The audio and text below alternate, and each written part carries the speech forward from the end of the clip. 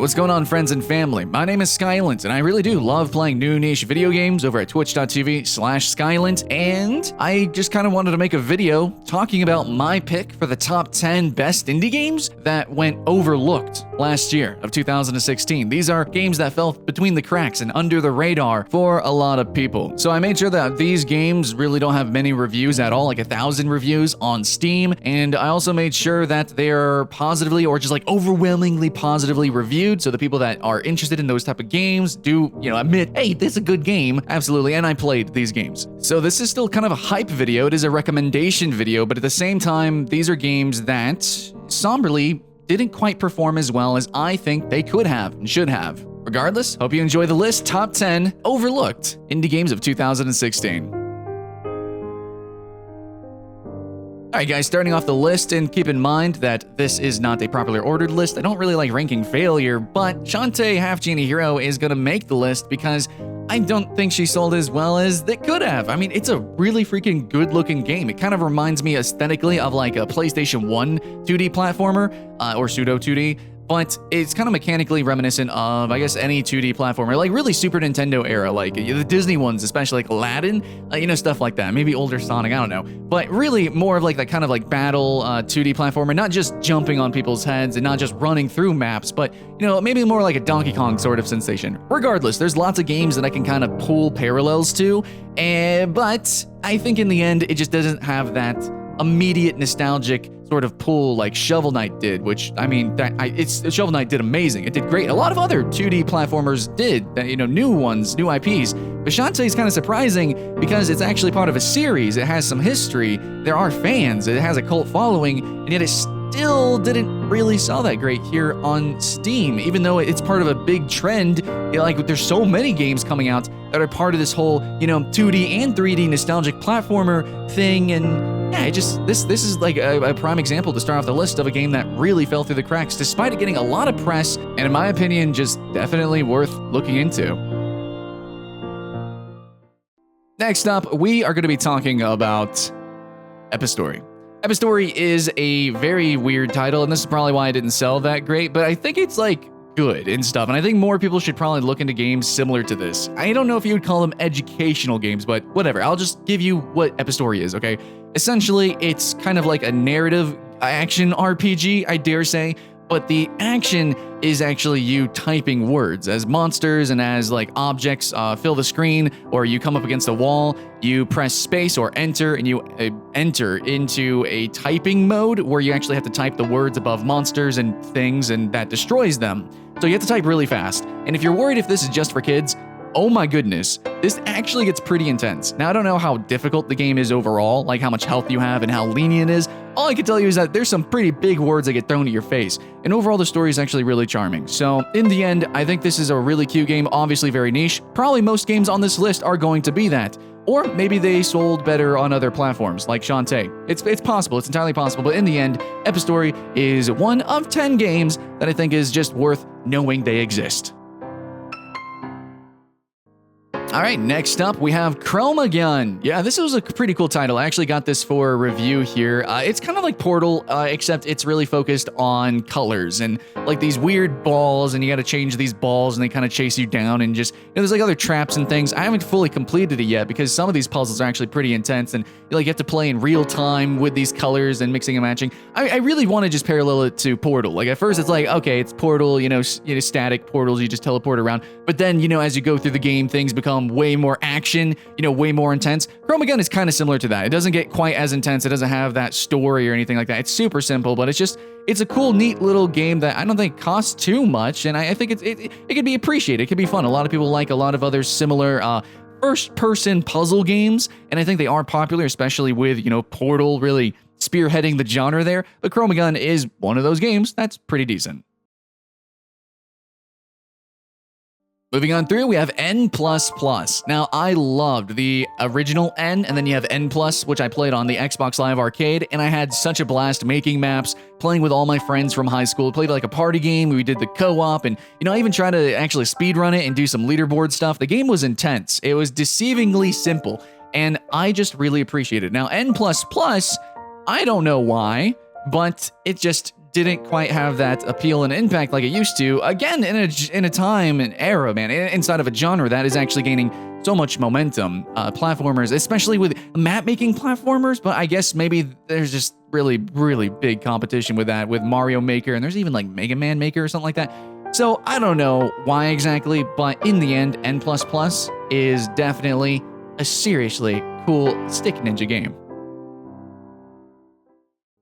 Alright guys, this next game I got a little bit of a bias, but it's called Dark Mouse. It's a Souls-like game that's top-down and with animals, mostly rats. There's actually a little story, and overall the gameplay is pretty bite-sized, but basically, yeah, it's like a little mini Souls, Dark Souls kind of thing going on, and I really liked it. So my bias comes because this is one of the first games that ever did a full Let's Play over at Twitch, and I just had fun with it. I had fun with the whole experience, and so that's going to kind of meld my view on things. But in the end, I also really like Souls-like games, and especially if they kind of twist and turn the genre from top-down, 2D, and all sorts of stuff like that. So Dark Mouse was one of the very first Souls-like games that would really kind of come out and trying to emulate Souls while also kind of changing the formula just a little bit, and also making it maybe a little bit more friendly for newcomers to the genre. So I use it as a great platform to really begin streaming and testing out full Let's Plays and stuff like that. And I had fun with it, and I think a lot more people could too. Anyways, halfway on the list, we have a game called Glitch Space. Now, this was a weird title. I was working for MMO Attack whenever I got this game for review purposes, or I just did a first impression.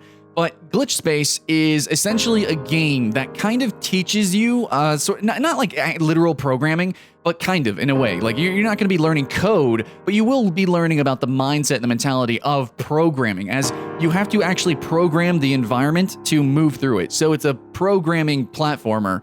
It's pretty freaking strange. It's really weird, and I think this is one of those cool, kind of another pseudo-educational game that's also just pure fun and weird that I think more people should really check out, but especially people who are maybe interested and maybe thinking of like, hey, do I want to learn to code and program? Like, do I want to even go in this direction? Well, maybe you could pick up Glitch Space and kind of test the waters for yourself, I think. But yeah, it's super niche. Maybe I can understand why it doesn't sell that well, but at the same time, there is a growing enthusiasm for games like this and for programming as a whole. So, I don't know, I just expected it to do a little bit better, maybe.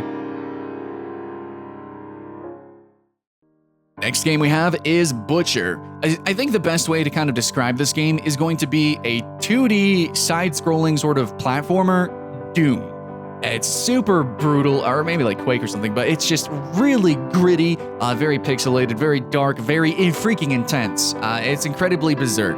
Absolutely, and that's kind of its gimmick, okay? So basically, if you want a 2D Doom or like a 2D kind of Quake, a 2D sort of arena shooter single-player experience, you can jump in and smash with Butcher. Now, Butcher was actually getting some press. Some people were definitely talking about it because at the time, Doom was being created, Doom was out there in the world, the new Doom, that is. And then you also had like a lot of games that are coming, you have a Strafe, and then you also have Dusk, and you just have a number of games that are trying to kind of bring back the nostalgic arena shooter feel. And there's a lot of single-player arena shooters, 3D proper, but then there's also some 2D games coming out that are actually pretty insane and intense, and Butcher was one of them. None of them really succeeded. Butcher might have actually done the best, but in the end, I feel like it could have just done a little bit better.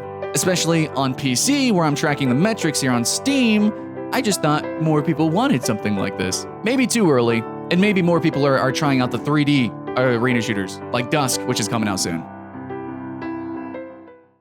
In an age where point-and-click adventure games are actually super hype on YouTube, I'm really surprised that this game didn't sell as well. This is from the developer-publisher Manita Design. I have all of their games, but Samorost III is the one that came out last year, and I just thought it would do a little bit better because it has gorgeous art, and it's also part of a franchise. So yeah, Samorost 1, I believe you play on the web, then you also have 2 and 3. But this whole company makes a bunch of games like this. Now, technically, their only fully hand-drawn one, I think, is Machinarium. But anyways, Samorost 3 here on Steam only has just 1,001 all reviews there. But it's a cool game. I think it probably sells a lot more on mobile devices. If it is on mobile, research hype. I know some of their games are. Machinarium is one of them. But in the end, this is a cool point-and-click adventure game that has ridiculous visuals, insanely like high-fidelity images. And it has really just a unique art style, and at the same time, it's a whole slew of games. You got 1, 2, 3, right? And then you can always play this company's other games as well. I don't know, maybe the other games are competing with this game, but in the end, it's a cool experience, man.